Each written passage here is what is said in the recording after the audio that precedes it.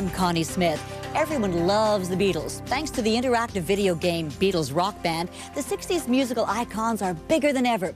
We begin today with the story of a Beatles fan with a song in his heart, along with a place for those less fortunate. AGN's Aaron Alvarez and Jeff Laforet caught a rehearsal.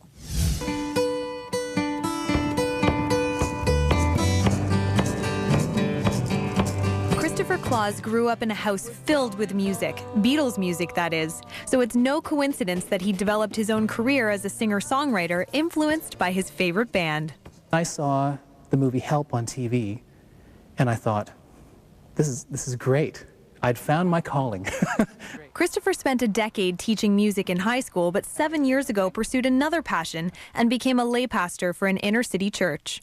It's been 7 amazing years of being encouraged to write my own music, being encouraged to serve God with my gifts and talents in a way that I wasn't doing in teaching. Even before Christopher became a pastor, he and his family were members of James Street Baptist and were well aware of how many homeless people were living in the area. The church was approached with the opportunity of housing a program called Out of the Cold, and while it wasn't an ideal situation at the time, Christopher strove to make it happen. We realized by just being downtown the needs of people in this area. And in fact, that was one of the draws to come to James Street, was that we really felt that God had placed this church here for a reason and that there was something of value that could be done. Now there are many different churches involved, and every night you can go to a church in Hamilton and participate in Out of the Cold, which is amazing. So they get, they come for dinner, get a nice warm meal, and then they can stay overnight if they need to. It was here at James Street Baptist Church that Christopher came up with a way to combine his love of music with his compassion for the homeless. A series of fundraising concerts featuring his favorite Beatles tunes. George Harrison had passed away, and on the 1-year anniversary, I spoke to my friend Chris Jameson and said, "Chris, do you want to get together and play some George music? I want to celebrate his life some way." And Chris said, "Well, that would be great." We opened the doors and we said, "Well, why don't we just, charge $5 admission, and that $5 can go towards the heat and hydro, which the bills are incredible, to pay for Out of the Cold."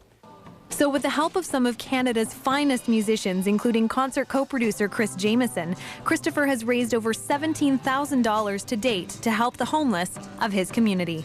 I said to Chris, I'll play, but anything I do, I want it to go to charity.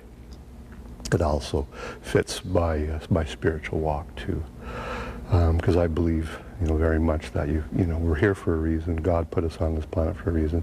We've got gifts. We should use them. It's an important program. It's an urgent program, and to be involved is it's such an honor. It's a way to show a commitment to the people of the city that really need the outreach, the help that we can give them. This year's event, entitled The End, will showcase songs from both the Let It Be and Abbey Road albums and will be the last in this series of tribute concerts. Christopher says this is fitting because those were the last albums the Beatles ever recorded. There's also a piece in Abbey Road called The End, and the great line says, "And in the end, the love you take is equal to the love you make." And I thought that's a beautiful philosophical statement that transcends many different ways of thinking. We're trying to help those in need and trying to just encourage our community to live. So it's really a hope and a desire that, although this will be the end of the Beatle album tributes, we will do other concerts and other events to keep this rolling. And as long as people want to come and see them, we'll do them.